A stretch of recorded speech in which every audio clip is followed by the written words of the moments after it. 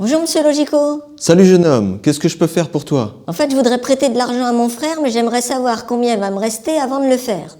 Dans ce cas, écoute bien les explications jusqu'à la fin et tu auras la solution à ton problème. Oh, merci Monsieur Logico, vous êtes vraiment le meilleur.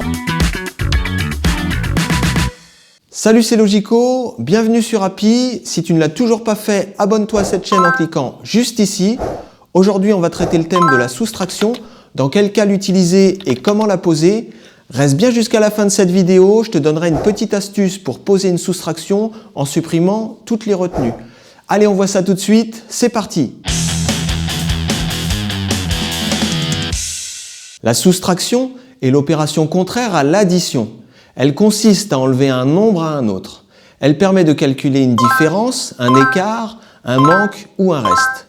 Contrairement à l'addition, pour la poser, tu vas devoir écrire le nombre le plus grand en haut. Tu vas devoir également aligner les unités sous les unités, les dizaines sous les dizaines, les centaines sous les centaines, etc. D'ailleurs, si tu ne l'as pas encore fait, je te conseille d'aller voir la vidéo sur l'addition à partir du lien qui est juste là.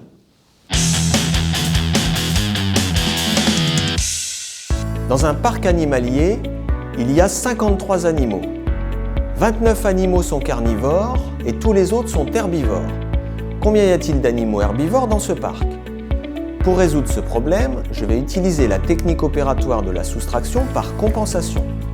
Pour poser ma soustraction, je vais bien évidemment écrire le nombre le plus grand en haut. Et je vais commencer par soustraire les unités. 3 moins 9, je ne peux pas le faire. Je vais donc devoir ajouter 10 unités au nombre du haut. Et pour garder l'écart entre les deux nombres, je vais ajouter une dizaine au nombre du bas. Je vais commencer par soustraire les unités. 13 moins 9 est égal à 4. Et je vais terminer par les dizaines.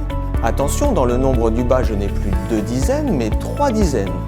Donc je fais 5 moins 3 est égal à 2. Je peux dire que dans ce parc animalier, il y a 24 animaux herbivores.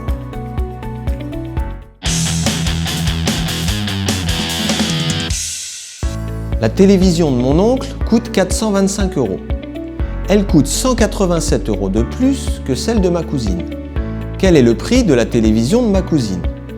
Pour résoudre ce problème, je vais utiliser la technique opératoire de la soustraction par cassage ou par emprunt, en écrivant bien évidemment le nombre le plus grand en haut.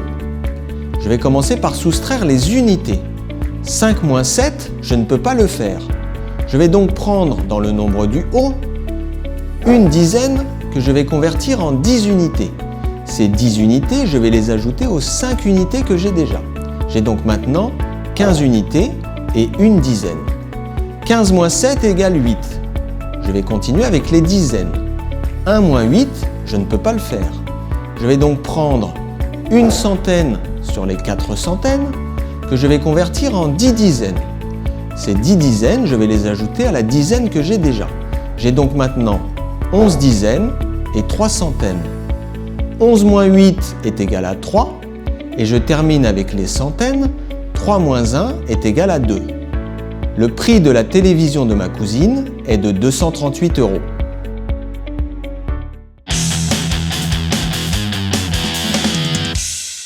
À toi de jouer maintenant, prends un crayon et une feuille, je vais te proposer de poser 4 soustractions et n'oublie surtout pas de mettre la vidéo en pause pour ne pas découvrir trop tôt les résultats.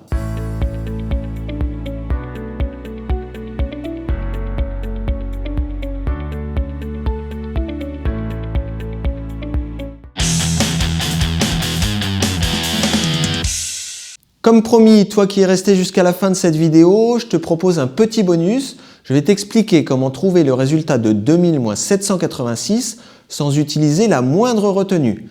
Allez, je te montre ça tout de suite, c'est parti! Pour trouver le résultat de cette opération sans utiliser de retenue, je ne vais pas poser 2000 moins 786, mais 1999 moins 785, ce qui me permet de conserver l'écart. Comme on l'a vu tout à l'heure, je vais commencer par soustraire les unités et terminer par les unités de 1000. 9 moins 5 est égal à 4, 9 moins 8 est égal à 1, 9 moins 7 est égal à 2 et 1 moins 0 est égal à 1. Je peux dire que le résultat de 2000 moins 786 est égal à 1214. Voilà, cette vidéo est maintenant terminée. Tu sais à présent dans quel cas utiliser la soustraction et tu maîtrises également les deux techniques opératoires. Si cette vidéo t'a plu, n'oublie pas de mettre un pouce.